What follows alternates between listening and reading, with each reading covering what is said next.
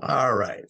One more time on process safety management. We're going to cover the remaining sections of the standard with the exception of compliance, audit, and PHA, which we're going to cover in module 16. And I'll explain that when we get there. So let's get moving. There's a lot of stuff in this one. K is hot work permit. Hot employer shall issue a hot work permit for hot work operations conducted on or near a covered process. Okay, my words, on or near a covered process in red there. I want to emphasize that because that's a big thing. As you can see, that wording has been used before in process safety management. On or near a covered process, or sometimes they said adjacent to, which is almost the same thing. So hot work operations is cutting, brazing, welding, that type of thing. So on or near, they issued a hot work permit. So hot work permits aren't required everywhere. So the permit shall document fire prevention and protection requirements in 29 CFR 1910.252A, and that's the hot work, have been implemented prior to beginning the hot work operations. It shall indicate the dates authorized for hot work, the identity of the object on which hot work is to be performed. The permit shall be kept on file until completion of the hot work operations. So again, prior to the beginning, dates authorized, identify the object, and kept until completion of the hot work operations. Now, here's the quandrum that we had at OK Foods on this thing is if we just get rid of it, how do you ever show that you did it? What if OSHA comes in and says, oh, you did this hot work, and did you have a permit? Oh, yeah, let's see it. Well, we don't have to keep it until then. And you don't want to keep stuff you don't have to, because if they see it and they see something wrong, they can cite you for it. So what we did a log. So we just did a log of them and numbered them and dates them. So, and then if they come, so well, here's they are. Well, we didn't keep it because we don't have to keep it. Cover ourselves. I thought it was pretty smart. The whole standard, that's the whole standard in 1910.119, except that it incorporates 1910.252A, which adds a lot. We're going to talk about it because these are fire prevention and protection basic precautions.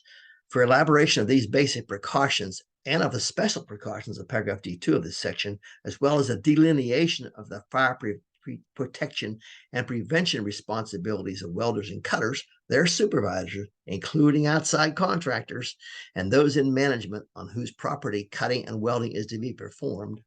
See Standard for Fire Prevention and Use of Cutting and Welding Process, NFPA Standard 51B, 1962, which is incorporated by reference as specified in 1910.6. The basic precautions for fire prevention and welding and cutting work are fire hazards. If the object to be welded cannot readily be moved, all movable fire hazards in the vicinity shall be taken to a safe place. So again, if you can't move it, then you got to move everything else. If the object to be welded or cut cannot be moved, and if all the fire hazards can't be removed, and that happens, then guards shall be used to confine the heat, sparks, and slag, and to protect the immovable fire hazards. What are guards? Move the hazards, and if they can't be moved, guard. You can put there's tarps specifically made for this purpose. You can put fireproof tarps over stuff, and cover stuff up. You can put screens around it as a good idea if it's close enough to it to stop a lot of stuff. But sometimes sparks go overhead, so you want to have everything within range covered up, guarded. Restrictions. If the requirements stated in paragraph A1A and A1I and A1II, the last two paragraphs of this section, cannot be followed, then welding and cutting shall not be performed. That's pretty clear, isn't it? Shall not be performed. You know what shall means? In OSHA means it means will. Okay. So if you can't move it and you can't cover it, then you can't weld around it. Pretty simple. Oh, there you go. Special precautions. When the nature of the work to be performed falls within the scope of paragraph A1II of this section, certain additional precautions may be necessary. Combustible material. Whenever there are floor openings or cracks in the flooring that cannot be closed, precautions shall be taken so that no readily combustible materials on the floor below will be exposed to sparks which might drop through the floor. The same precautions shall be observed with regards to cracks in holes in walls, open doorways, and open or broken windows. In other words, covers guarding A1II covers guarding hazards that can't be moved. That's when I started off here. Floor openings of walls and doors, and broken windows must be guarded. So then that, you know why they got that in there? Because they had something happen with sparks, get someplace that didn't belong through a crack or through a hole, and started a fire. Guarantee it. Fire extinguishers. Suitable fire extinguishing equipment shall be maintained in a state of readiness for instant use. Such equipment may consist of pails of water, buckets of sand, hose, or portable extinguishers, depending upon the nature and quantity of the combustible material exposed. So, suitable fire extinguishers equipment ready, okay, depending on the nature and quantity of combustibles. So, there's no blanket thing. It doesn't have to say ABC extinguishers or whatever. It's suitable fire equipment for the whatever is there that might catch fire. And depending on how much the quantity of it, just a little bit of stuff, you might just want a fire extinguisher. If it's a whole bunch of stuff, you might need more. Fire watch. Fire watchers shall be required whenever welding or cutting is performed in locations where other than a minor fire might develop or any of the following conditions exist. I don't like that wording, but I don't know how else you can do it other than a minor fire, because almost all major fires start off as what? A minor fire. So other than a minor fire, and I think they're talking about if you just had some dust that poofed up like that, probably wouldn't be a big deal. So other than a minor fire or any of the following conditions exist. So fire watch required other than might fire develop, or this is the other conditions. Appreciable combustible material in building construction or contents closer than 35 feet to the point of operation. Now, in the classroom, 35 feet in the standard classroom, the classroom at Carl Albert was practically the whole width of the classroom. So 35 feet is a pretty long way. Appreciable combustibles are more than 35 feet away, but are easily ignited by sparks. Wall or floor openings within a 35-foot radius expose combustible material in adjacent areas, including concealed spaces in walls or floors. So move combustibles 35 feet away, more if they are easily ignited by sparks. How long is 35 feet? We said it's pretty long. So protect wall or floor openings. Combustible materials are adjacent to the opposite side of metal partitions, walls, ceilings, or roofs, and are likely to be ignited by conduction or radiation. So if you're welding something, welding's hot, very hot. So if that, and remember, these regulations aren't to cover a specific thing. They're covered any general welding. So if you're welding and it's adjacent to a metal partition that could get hot, and I might set something on fire on the other side of it. That's what we're talking about here. Combustibles on the other side of metal partitions, which are likely to be ignited by conduction or radiation, must also be protected. Fire watchers shall have a fire extinguishing equipment readily available and be trained in its use. They shall be familiar with facilities for sounding an alarm in the event of a fire. They shall watch for fires in all exposed areas. Try to extinguish them only when obviously within the capacity of the equipment available, or otherwise sound the alarm. A fire watch shall be maintained for at least a half hour after completion of welding or cutting operations to detect and extinguish possible smoldering fires. And I want to tell you, on a Friday at OK Foods, they did some welding on after they redid a portion of the plant extensively. There was a conveyor that moved stuff from here up to they had built a loft type of area.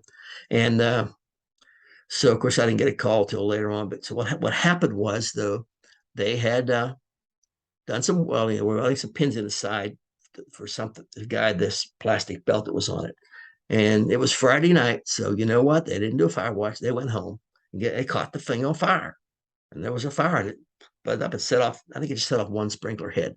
But the fire department showed up and it was a mess. And those guys got written up for that. And but that happens. Fortunately, this fire didn't hurt anybody. The equipment was in critical operations.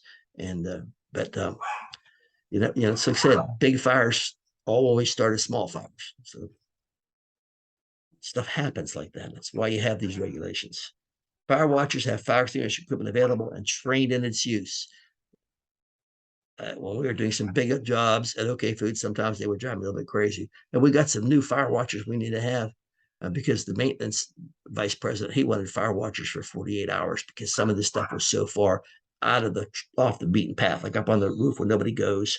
Not the roof, but between the ceiling of the plant and the roof. And so they had to have a lot of people, and they used volunteers that just want to get some extra income, but they weren't necessarily trained in it. So we had to train them in it and train the fire extinguisher use. And so they'd call upon me to do that at the last minute sometimes. It was irritating, but what are you going to do? So they have to be familiar with facilities for sounding a fire alarm, watch for fire in all exposed areas, try to extinguish if within the capacity of the equipment, and fire watch maintained at least a half an hour after completion of operations. Now that was their policy, was half an hour. I mean, the rules are half an hour. Our policy at the time was 48 hours. Thought that was a little bit much. I thought a couple of hours would probably be okay. But that's what this vice president wanted to do. I'm guessing he had some bad experiences. Authorization before, now we're still in 1910.252. This is not part of process safety management. This is part of just regular OSHA regulations. Before cutting or welding is permitted, the area shall be inspected by the individual responsible for authorizing cutting and welding operations. He shall designate precautions to be followed in granting authorization to proceed, preferably in the form of a written permit. Now, process safety management requires a written permit. In general, OSHA does not require this. Is preferably in the form of written permit. Not too often is that encountered in OSHA. There it is. So floors where combustible materials such as paper clippings, wood shavings, or textile fibers are on the floor shall be swept clean for a radius of 35 feet. Combustible floors shall be kept wet. Combustible floors. Now, if it's a cement floor, different story, but if it's a wood floor, it's combustible. Shall be kept wet, covered with damp sand, or protected by fire-resistant shields. Where floors have been wet down, personnel operating arc welding, or cutting equipment shall be protected from possible shock. So, combustible on a floor sweep within 35 feet, and if they're wet down, arc welder protected from shock. Prohibited areas. Cutting or welding shall not be permitted in the following situations: in areas not authorized by management, in sprinklered buildings while such protection is impaired. You cannot cut or welding in a sprinkler building while such protection is impaired. So, in the presence of explosive atmospheres, mixtures of flammable gases, vapors, liquids, or dusts with air, or explosive atmospheres that may develop inside unclean or improperly prepared tanks or equipment which have previously contained such materials, or that may develop in areas with an accumulation of combustible dust. In other words, you're not allowed to do any hot work there. In areas near the storage of large quantities of exposed, readily ignitable materials such as bulk sulfur, baled paper, or cotton. No welding around those. Hot work. It's prohibited. All right. In explosive atmospheres or large quantities of exposed, readily ignitable materials. They don't say what large quantities is, but I guess there's some times when your judgment has to come into play. Relocation of combustibles. Where practicable, all combustibles shall be relocated at least 35 feet from the work site. Where relocation is impracticable, combustibles shall be protected with flame-proof covers or otherwise shielded with metal or asbestos guards or curtains. You can see this written a long time ago. You're probably not going to use asbestos anymore. So, but protect with covers or curtains. This again, we're back in 252A still. Ducts and conveyor systems that might carry sparks to distant combustibles shall be suitably protected or shut down. Protected or shut down ductwork. Combustible walls, where cutting and welding is done near walls, partitions, ceilings, or roof of combustible construction, fire-resistant shields or guards shall be provided to prevent ignition. Non-combustible walls. If welding is to be done on a metal wall, partition, ceiling, or roof, precautions shall be taken to prevent ignition of combustibles on the other side due to conduction or radiation, preferably by relocating combustibles. Where combustibles are not relocated, a fire watch on the opposite side from the work shall be provided. So protect combustible walls, floors, and ceilings, and they're not combustible. If they're metal, you have to watch for on the other side of the wall so you don't get conduction or convection fires. Which happens.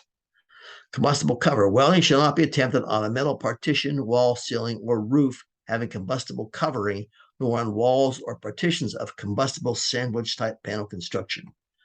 Pipes. Cutting or welding on pipes or other metal in contact with combustible walls, partitions, ceilings, or roofs shall not be undertaken if the work is close enough to cause ignition by conduction. So if you're welding on pipes that's going through a combustible wall, you can't do it. It's close enough to cause conduction by ignition by conduction. So no welding on walls, etc. have the combustible cover or combustible sandwich type construction. No welding on pipes in contact with combustible walls if work is close enough to cause ignition. Management shall recognize its responsibility for the safe usage of cutting and welding equipment on its property, and management responsible for safe usage of cutting and welding equipment, of course. And based on fire potentials of plant facilities, establish areas for cutting and welding and establish procedures for cutting and welding in other areas. Designate an individual responsible for authorizing cutting and welding operations in areas not specifically designed for such processes. And then what? Establish areas for welding, cutting, procedures for cutting and welding, other areas. Designate a person responsible to authorize cutting and welding in areas not specifically designated. We did at OK Foods in each of the facilities. We had a shop, and the shop was designated as a welding area.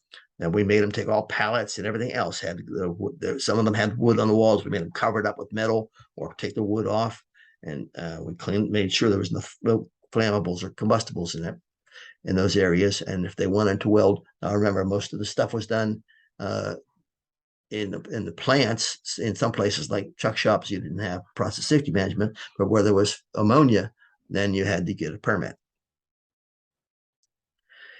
Insist that cutters or welders and their supervisors are suitably trained in the safe operation of their equipment and the safe use of the process.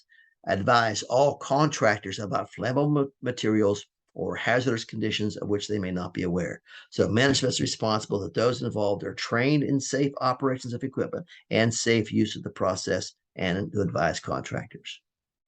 The supervisor shall be responsible for the safe handling of the cutting or welding equipment and the safe use of the cutting or welding process. Shall determine the combustible materials and hazardous areas present or likely to be present in the workplace. Shall protect combustibles from ignition by the following: have the work moved to a location free from dangerous combustibles.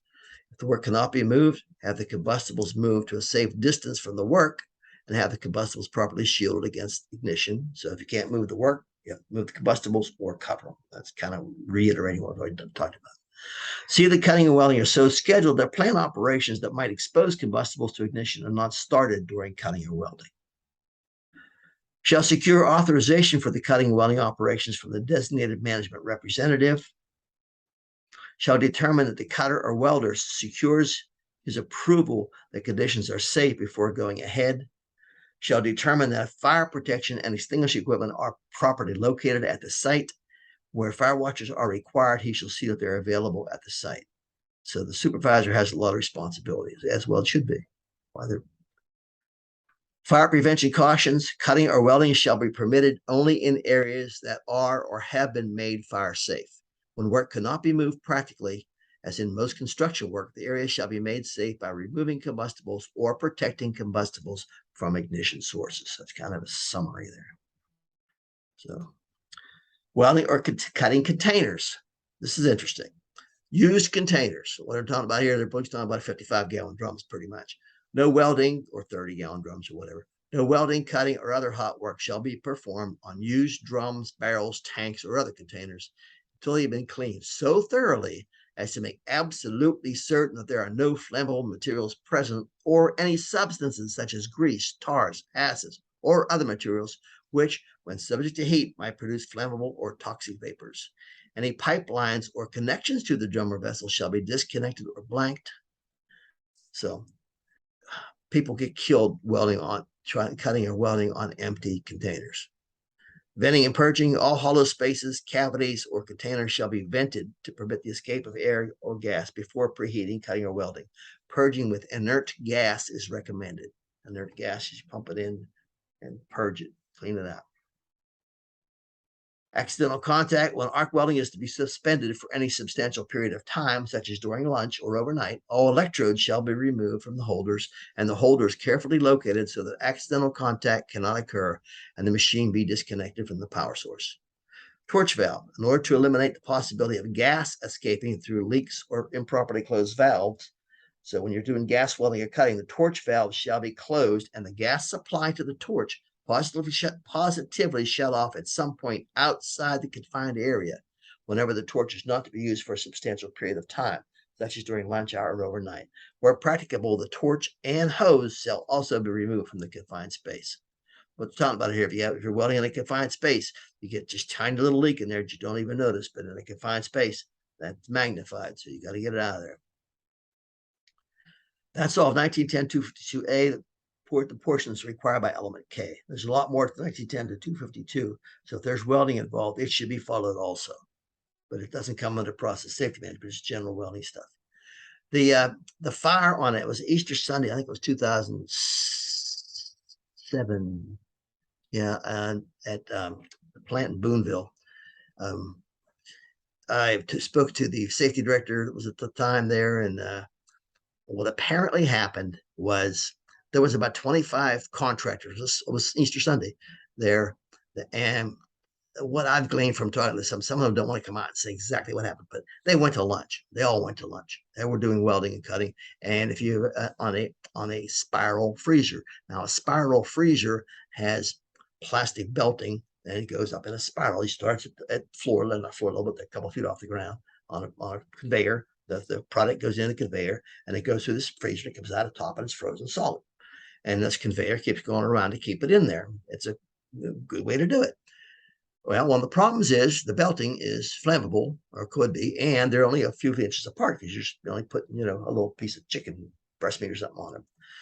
So what happened was probably something they didn't have a fire watch, or this probably wouldn't have burnt down. There'd still be those jobs in Boonville.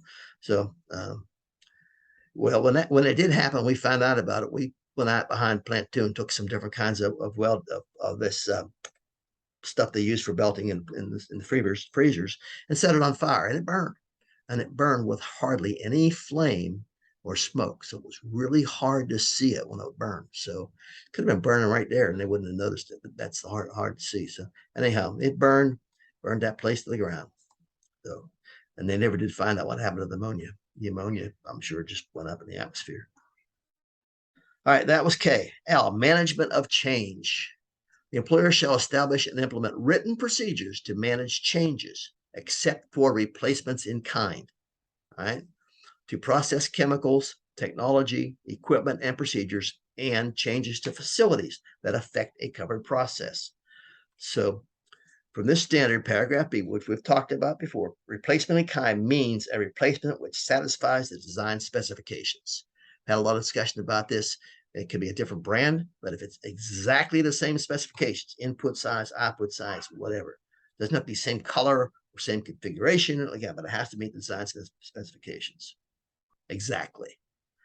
The procedures shall assure that the following considerations are addressed prior to any change: the technical basis for the proposed change, impact of change on safety and health, modifications to operating procedures. You're changing something, you might have to modify your operating procedures. Necessary time period for the change, authorization required for the proposed change, employees involved in operating a process, and maintenance and contract employees whose job tasks will be affected by a change in the process shall be informed of and trained in the change prior to startup of the process or the affected part of the process. So they got to be trained prior to starting it up. If a change covered by this paragraph results in a change in the process safety information required in paragraph D of this section, which we discussed, such information shall be updated accordingly. So paragraph D is process safety information. That's where all your stuff, all the information about it, your whole process. If you put compressor, you might have upper limit, lower limits, all kind of stuff, everything about it. If a change covered by this paragraph results in a change in the operating procedures or practices required by paragraph F of this section, such procedures or practices shall be updated accordingly. F is operating procedures. So you notice some of these standards are pretty short, but they give you a lot of stuff. Okay, M, incident investigation. This is really important. All of it's important, but this is too. The employer shall investigate each incident which resulted in or could reasonably have resulted in a catastrophic release of highly hazardous chemical in the workplace. So it says a release or could reasonably have resulted in a catastrophic release. An incident investigation shall be initiated as promptly as possible, but not later than 48 hours following the incident. Well, that's the OSHA regulation, the PSM regulation, but our OK regulation was that we would investigate just any release, or the safety director could say so, or the supervisor, anybody could demand that we do an incident investigation. And we just did it just about for anything. And we had ammonia release. I mean, if you have just a little bit even. So the incident investigation shall be initiated as promptly as possible, but not later than 48 hours following the incident. We have an incident, we start an incident report. Right off the bat, we put in the date, the time of the incident, and we start the thing and we put in there the time we started on the report with the investigation. So we covered ourselves there. An incident investigation team shall be established and consist of at least one person knowledgeable in the process involved. I certainly hope so, including a contract employee if the incident involved work of the contractor, and other persons with appropriate knowledge and experience to thoroughly investigate and analyze the incident. So you need to get the right people on your incident team. The incidents we had, thank God, were all minor, so we didn't have a big thing about it. Usually the people right there could do it. A report shall be prepared at the conclusion of the investigation, which includes at a minimum the date of incident, the date the investigation began, a description of the incident, the factors that contribute to the incident, and any recommendations resulting from the investigation. And we did this. The employer shall establish a system to promptly address and resolve the incident report findings and recommendations.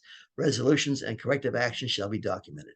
That's usually in the form of what they call hit list or punch list. You make a list of things. Okay, this incident, we should have done this, done this, done this.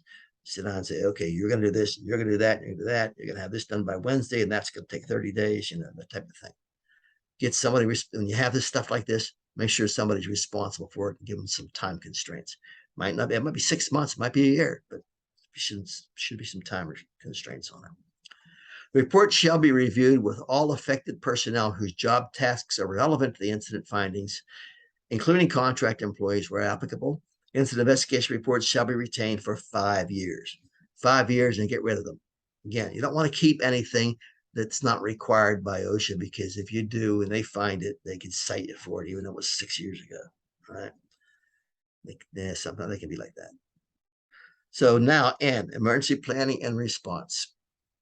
When we started doing this, I told you when we first started, we got a notice of EPA of they were going to audit us at Heavener, and we slapped together a process safety management program. Well, every time we got to this, we all went, blah, blah, blah, blah, blah, and even the consultant, it was a thing like, we didn't know really how to handle this. So we slapped something together. I don't remember what it was. So when we get on when the EPA rather inspector shows up, we're going through this starting from A, and we get the end, emergency planning and response. And we're all holding our breath. And he said, "Are you guys first responders?" And we said, "Well, what do you mean by that?" "Well, like policemen, firemen." We said, "No." "Okay, then we're going to worry about it." We flipped the page. We said, "We dodged a bullet." We thought, anyhow. But emergency planning and response is important.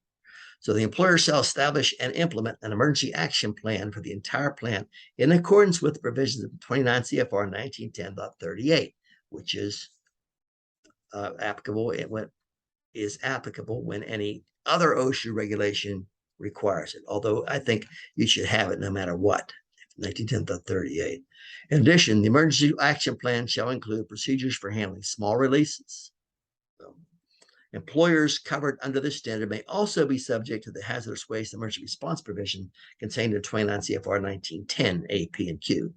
You may be if there's big enough, depending on what you have. So that's the whole PSM standard, though. Let's look at 1910.38 emergency action plans. All right. An application. Employer must have an emergency action plan whenever an OSHA standard in this part requires one. Well, it just did. The requirements in this section apply to each such emergency action plan. Written and oral emergency action plans. An emergency action plan must be in writing, kept in the workplace, and available to employees for review. However, an employer with 10 or fewer employees may communicate the plan orally to employees. Communicate to employees orally. So it doesn't say it can't be written, but communicated. Now, chances are, if you have process safety management, you can have enough. You're a big enough company to have more than 10 employees. But so PSM requires, so this section applies, written with more than 10 employees. Minimum elements of an emergency action plan. An emergency action plan must include, at a minimum, procedures for reporting a fire or other emergency, procedures for emergency evacuation, including type of evacuation and exit route assignments, Procedures to be followed by employees who remain to operate critical plant operations before they evacuate. Procedures to account for all employees after evacuation. Procedures to be followed by employees performing rescue or medical duties. And the name or job title of every employee who may be contacted by employees who need more information about the plan or an explanation of their duties under the plan. You can see why I think that this everybody should have this, even if they don't, not required. Employee alarm system. An employer must have and maintain an employee alarm system. The employee alarm system must use a distinctive signal for each purpose and comply with the requirements of 1910.165. So now you get in this going like on a downhill thing with 1910.1.38 being cited in 1910.165. So here they go. Reference another standard. It contains information regarding employee alarm systems. The 1910.38 still, training. An employer must designate and train employees to assist in a safe and orderly evacuation of other employees. Well, who might those other employees be? Well, you're going to have some employees, perhaps, that don't get around as good as some others, as well as some others, for whatever reason, age or injuries, on the job injuries, maybe, who they have a foot in a cast, who knows. But you got to have people trained to assist them to get them out. So that's usually part of the responsibility of supervisors to do that, though. Review of emergency action plan. An employer must review the emergency action plan with each employee covered by the plan. When the plan is developed, or the employee is initially assigned to a job, when the employee's responsibilities of the plan change, and when the plan is changed. Generally speaking, that's a pretty well that training, or this is not training, kind of is. It's always when some of the initial first time you're assigned to the job, when your responsibilities change, when the plan has changed, you need to have training. That's universal almost, and common sense. All right, now look at 1910.120A, hazardous operations, hazardous waste operations and emergency response. 1910.120 is huge, so we're going to look at A. Scope, application, definitions. This section covers the following operations, unless the employer can demonstrate that the operation does not involve employee exposure or the reasonable possibility for employee exposure or safety or health hazards. Cleanup operation required by a governmental body, whether federal, state, local, or other, involving hazardous substances that are conducted at uncontrolled hazardous waste sites, and including but not limited to EPA's National Priority Site List, State Priority Site List, sites recommended for the EPA NPL, which is the National Priority Site List, and initial investigations of government-identified sites which are conducted before the presence or absence of hazardous substances has been ascertained. That's a lot. Corrective action involving cleanup operations at sites covered by RCRA. Voluntary cleanup operations at sites recognized by federal, state, or local government bodies as uncontrolled hazardous waste sites. Operations involving hazardous waste that are conducted at treatment, storage, and disposal facilities. Emergency response operations for releases of or substantial threats of releases of hazardous substance without regard to the location of the hazard. That's the application. All requirements of Part 1910 and Part 1926 of Title 29. What's 1926 construction of the Code of Federal Regulations apply pursuant to their terms to hazardous waste and emergency response operations, whether covered by this section or not. If there's a conflict or overlap, the provisions with more protective employee safety and health shall apply without regard to 29 CFR 1910. All right, hazardous substance cleanup operations within the scope of paragraphs A1I through A1III of this section must comply with all paragraphs except P and Q. Operations within the scope of paragraph A1IV of this section must comply with only the requirements P, and we're not going to get into all this detail. Employers are not required to have a permit or interim status because they are conditionally exempt small quality generators. We're going to get into the detail of that too. If an area is used primarily for treatment, storage, or disposal, emergency response and any emergency response operations in that area shall comply with P8. So you can see we're going to skip all this stuff in here. Emergency response operations for releases of or substantial threats of releases of hazardous substances which are not covered by paragraph A1I through A1IV of this section Must only comply with the requirements of paragraph Q. That's very confusing, and we're not going to delve into that. Buddy system for organizing cleanup. That's a good idea. I'm not going to go into all this stuff on this thing because it's really a whole lot. Emergency response or responding to emergencies means a response effort by employees from outside the immediate release area or by other designated responders like mutual aid groups, local fire departments, etc., to an occurrence which results or is likely to result in uncontrolled release of hazardous substances. Again, I'm not getting all the detail in here because I'm not going to. This stuff won't be on any test, but I want you to know about it. It's in there and it's extensive, and if you need it, you need to look at it. And I think it would just be confusing to cover this in too much detail.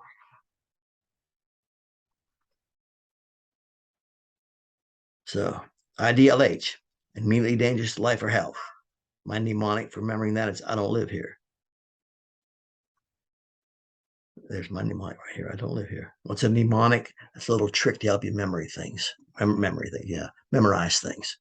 Like Roy G. Biv. What's Roy G. Biv? Red, orange, yellow, green, blue, and go out. Colors of the rainbow. Without Roy G. Biv, I would never know that. All right. Again, I'm not going to go into all the detail of 1910.120 because it's very extensive and it's not easy to go, just to whip through pretty quickly. I mean, even if we read it, it would be just coming out of my mouth like the Peanuts cartoons, the adults, they go wow, wow, wow, wow. That's probably what you'd hear after a while. So there's a safety health program. They got a hazard communication program, decontamination program, training program, and trainers, emergency response plan. It's all 1910.120.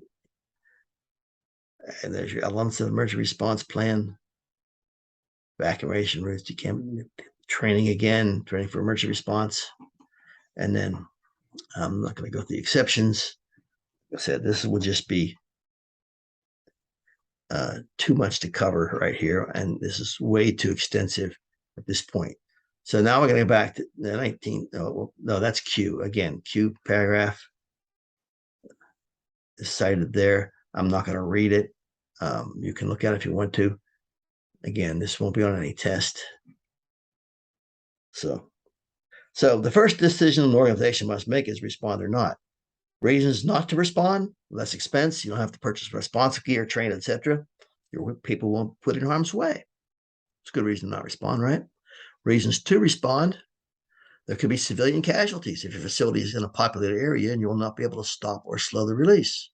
Frequently, employees will try to help anyhow, even if they aren't trained, especially if it's friends or coworkers in trouble. There could be considerable downtime while the system drains and it's safe to re-enter. In other words, it could be if you have a release, you may not be able to get there and stop it. So it could be going on for a while. So if you can respond to it yourself and get geared up, you might be able to go in there and stop it. We had a release in before I got there in Muldrow, and some guy put on a level A suit, didn't know what he was doing. He didn't have an air supply. They stopped him, but he wouldn't have lived more than what he could breathe in that suit. So that's what I mean by frequent employees will try to help anyhow. So your company has to make a decision whether you're going to respond to your releases or not. And it's a big decision. So again, this is all 1920 Q, and it's really, really extensive. And we're not going to cover it here.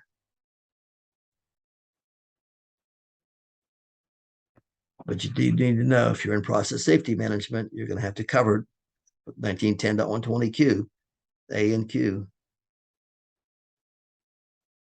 And this is all the different incident commanders. Some of the stuff we covered in here, incident commander, that type of thing before in the class. But this is a lot of stuff. So there are the three sections that are cited by this in PSM: emergency response plans, personal protective equipment, hazard communication, trade secrets. I'm not going to make too much of a fuss out of trade secrets. You got to know that there is a provision here. Employers shall make all information necessary to comply with the section available to those persons responsible for compiling the process safety information about trade secrets. All right. So, and all these other sections too. I just want you to know on this that people do have trade secrets, and when it comes to safety, though, trade secrets, you cannot hide behind trade secrets. In other words, if somebody, let's say somebody gets an inhalation or goes to the hospital, and you say, well, this is a trade secret, what we're using this here, and we can't give it to you. No, you're going to give it to the doctor. You got to, all right? So